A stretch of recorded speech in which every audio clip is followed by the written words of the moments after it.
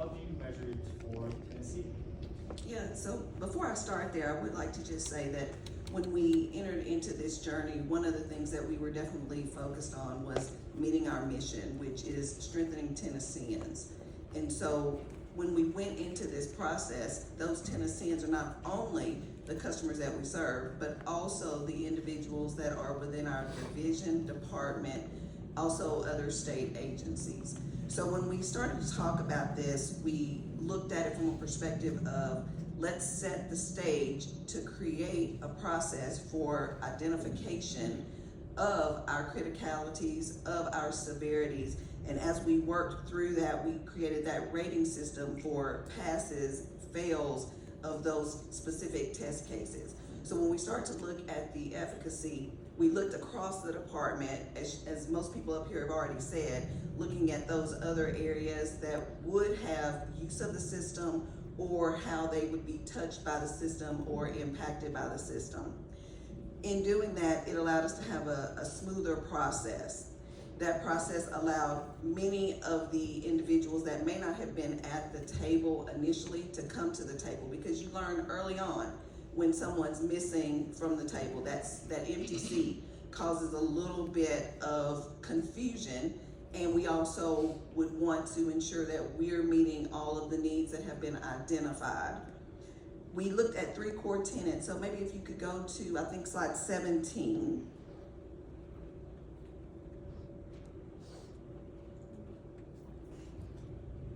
So these core tenets here are some of the things that we looked at. And so we focused on that functional design documentation. We had individuals that came on to assist us in our testing that included some individuals that are our vendor partners. And so we're so grateful for them being at the table and bringing to us their experiences.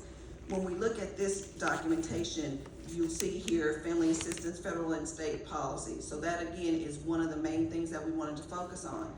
Those federal and state requirements drove this project.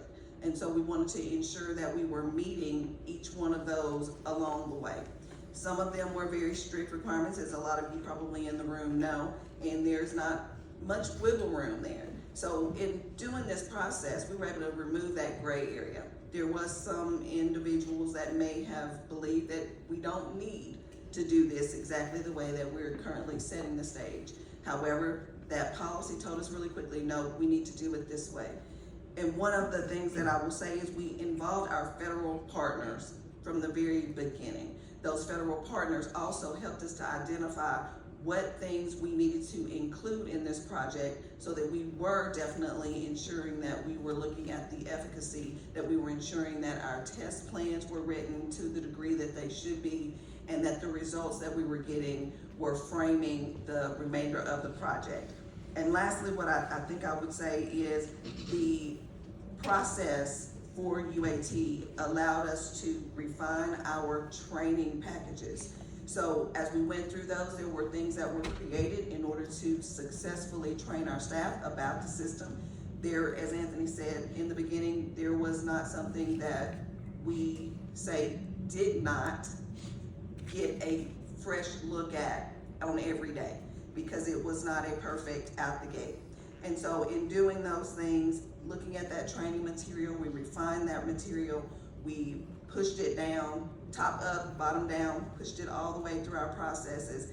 And lastly, we ensured that the human services team were reviewing test plans, results from the testing, defects, and we're at that table to say, let's revise this so that it gives us a little bit of a better performance. Thank you. Kind of follow-up question to that, and both to you, Liz, and Sharon as well. Obviously, those state employees, often there's competing resources and competing priorities for time. They have their day-to-day responsibilities, etc. Nobody often is dedicated 100% to the project. How did you manage finding the right resources and make sure they were so available to do a pre-project testing or the CMF? I'm going to go for Sharon and answer as well. Sure. So we looked at which individuals were going to be our subject matter experts, and we brought those individuals to the testing team. We then allowed other individuals that were not gonna be part of that testing team to still handle a lot of that day-to-day. Not to say that folks were not spread across a lot of those areas. However, we instilled in our staff the value that we had in them, the opinion mattered, and as we move forward, I think that we really saw some good results from that. Yeah, Connecticut has a very similar strategy to Tennessee with respect to OCM efforts, getting staff involved in the testing. Super critical to the project. State of Connecticut, DCF does have business staff integrated into the project. So we have business staff as business